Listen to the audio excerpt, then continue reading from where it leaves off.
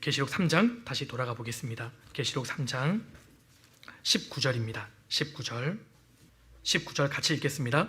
무릇 내가 사랑하는 자를 책망하여 징계하노니 그러므로 내가 열심을 내라 회개하라. 무릇 내가 사랑하는 자를 책망하여 징계하노니. 주님은 정말 라오디게아 성도들을 사랑하셨습니다. 그래서 버리지 않고 지금 책망하고 계시는 겁니다.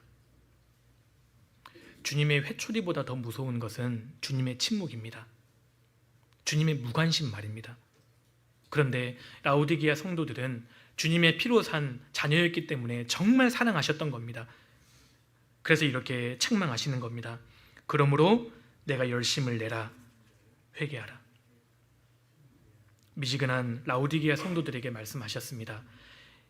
열심을 내라. 정말 열심을 내라.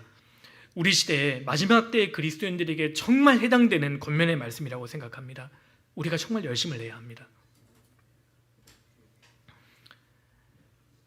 신앙의 회복을 위해 몸부림을 치라는 얘기입니다. 열심을 내는 성도가 열정이 회복이 됩니다.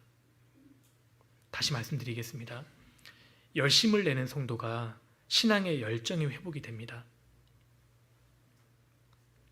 하나님 그렇게 말씀하시는 겁니다. 열심을 내라. 그리고 주님께서는 지금 이 순간에도 우리 각 사람의 문을 두드리고 계십니다. 20절입니다.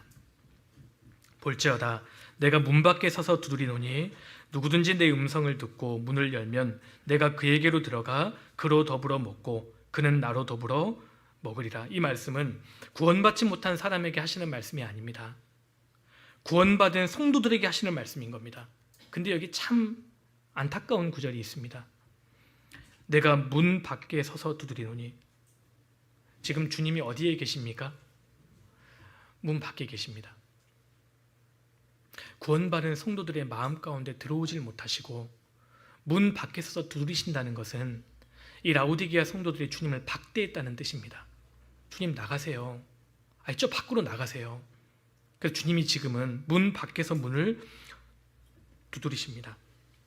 당장이라도 문을 박차고 들어오실 수 있지만 주님은 우리의 인격을 존중하십니다.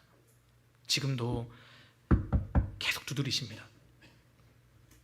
누구든지 내 음성을 듣고 문을 열면, 마음의 문을 연다는 것은 내 인생, 내 마음의 한가운데로 주님을 모시는 것을 가리킵니다. 문 밖에 계시는 주님을 내 마음의 안방에 드리는 겁니다. 내 인생의 사령탑에 주님 앉혀서 주님 제 인생을 다스려 주세요. 저는 주님이 필요해요. 주님 내 인생의 가장 깊숙한 곳으로 들어오세요. 가장 중앙으로 들어오세요. 그리고 제 인생을 좀 다스려 주세요.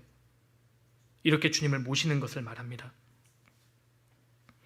어떤 분은 구원을 받은 이후에 주님을 부하로 부리는 사람이 있고, 어떤 분은 주님을 1:1 파트너로 밀당하는 사람이 있고, 어떤 분은 주님을 정말 주인으로 모시고 사는 분이 있습니다. 예전에 아버지가 퇴근하고 집에 들어오시면 초인종을 눌렀지 않습니까? 지금은 이제 번호키를 누르고 들어오시지만 초인종을 누릅니다. 그때 아들이 뛰쳐나옵니다.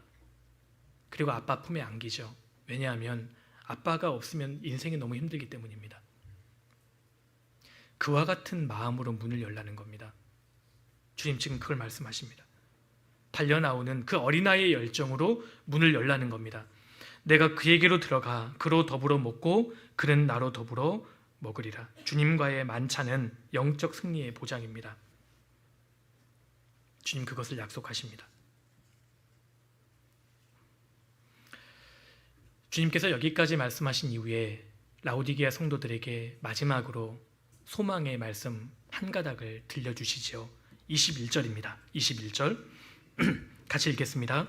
이기는 그에게는 내가 내 보좌에 함께 앉게 하여 주기를 내가 이기고 아버지 보좌에 함께 앉은 것과 같이 하리라. 라오디게아 같은 이 성도들이 회개하고 하나님 앞에 열정을 회복한다면 아버지 보좌에 함께 앉은 것과 같이 하리라. 보좌에 앉히겠다고 말씀하셨습니다. 이것은 그 당시 전쟁에서 승리하고 돌아온 최고의 장수에게 주어지는 영광입니다.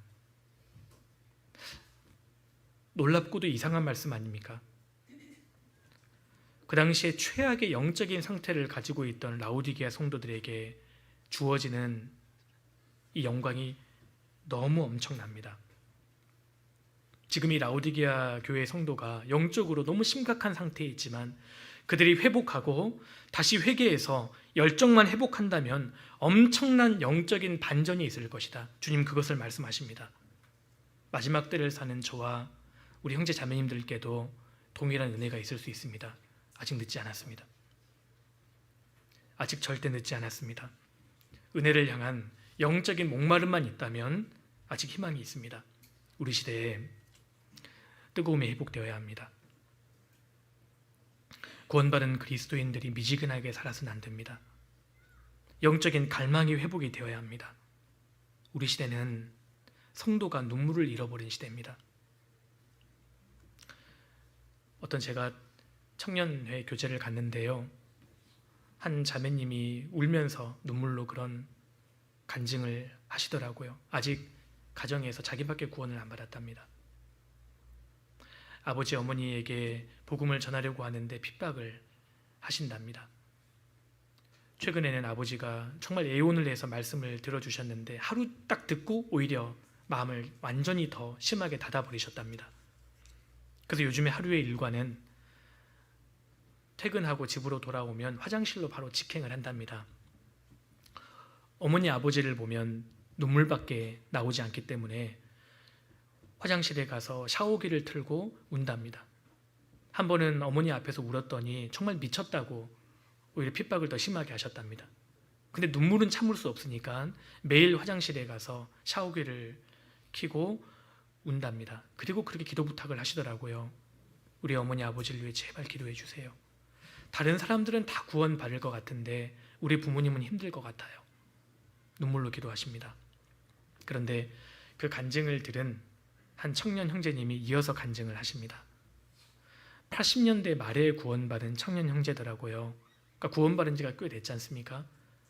그 자매님을 위로하시더라고요. 자기도 처음에는 어머니 전도로 구원을 받았는데 아버지를 위해서 많이 울었답니다. 근데 지금까지 아직 아버지가 구원을 받지 못하셨답니다. 처음에는 많이 울었는데 요즘에는 별로 울지 않는답니다. 왜냐하면 언젠가는 내 아버지도 구원을 받겠다라는 믿음이 생겼기 때문이랍니다. 그래서 자매님도 지금은 감정적으로 슬프겠지만 시간이 지나면 냉정을 찾을 테니까 그렇게 위로하시더라고요. 형제 자매님들, 그게 맞는 위로라고 생각하십니까?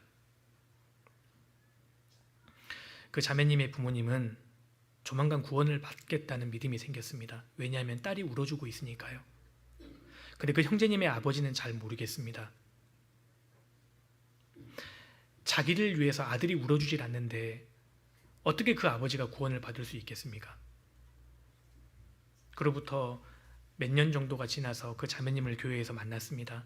부모님의 안부를 물었더니 두 분 다 구원 받으셨답니다. 잘 나오고 계신데요. 우리 시대는 눈물을 잃어버린 시대입니다. 구원받은 그리스도인은 툭 하고 건들면 눈물이 나와야 되는 사람이라고 생각합니다. 항상 주님의 사랑과 주님의 은혜에 마음이 젖어 있기 때문입니다. 세상이 차가워졌다고 우리가 이야기하기 전에 정말 내 마음은 미지근해지지 않았는가 돌아봐야 한다고 생각합니다. 아직 구원받지 못한 가족들, 주변 사람들이 있을 때 나는 과연 울고 있을까?